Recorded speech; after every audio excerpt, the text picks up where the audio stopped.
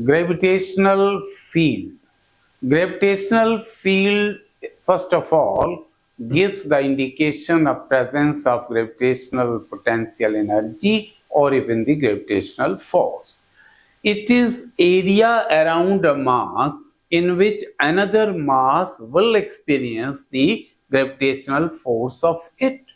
And this is characterized in terms of sometimes gravitational intensity and sometimes in terms of gravitational potential.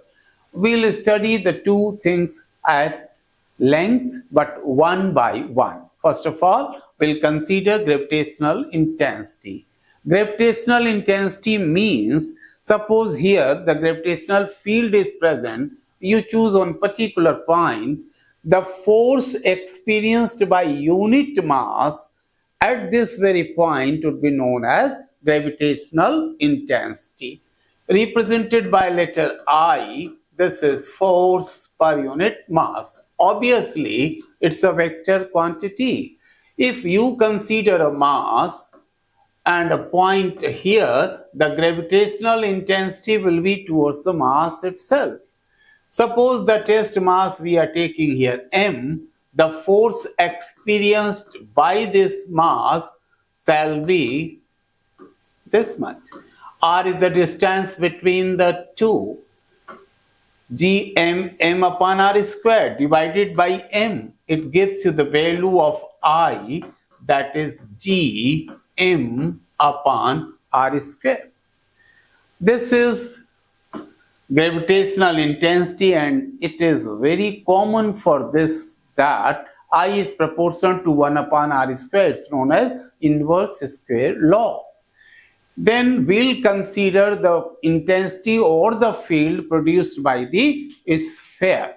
A sphere might be solid or hollow, that you call spherical shell.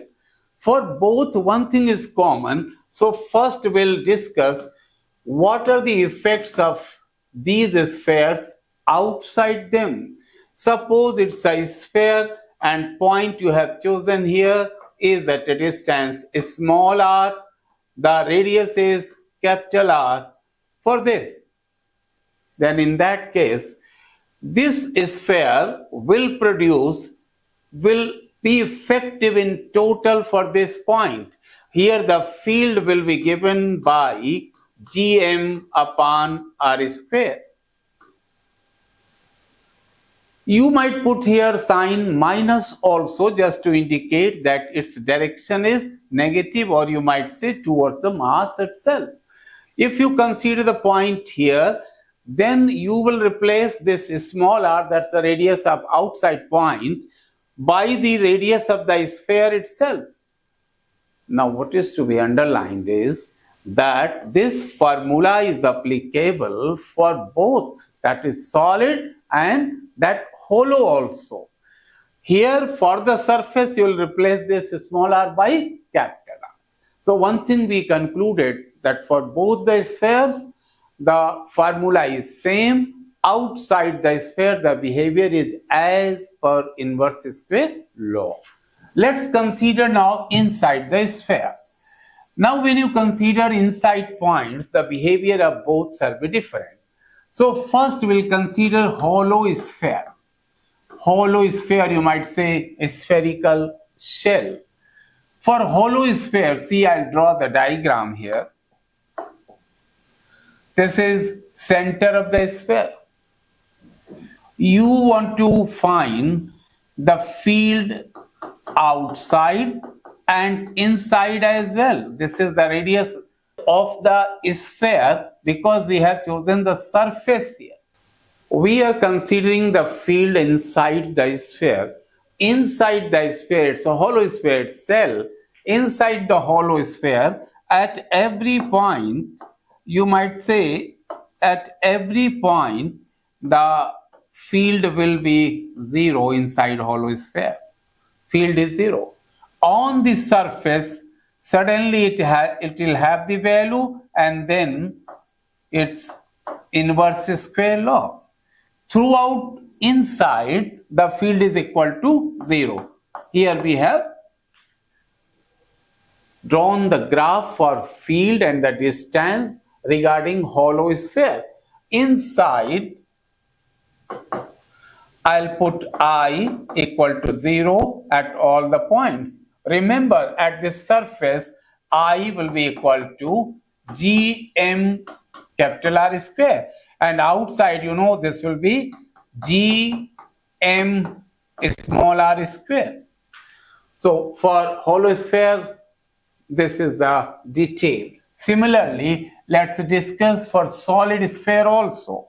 Solid sphere means completely filled. Solid sphere,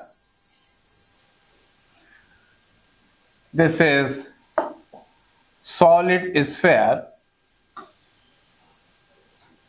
and center surface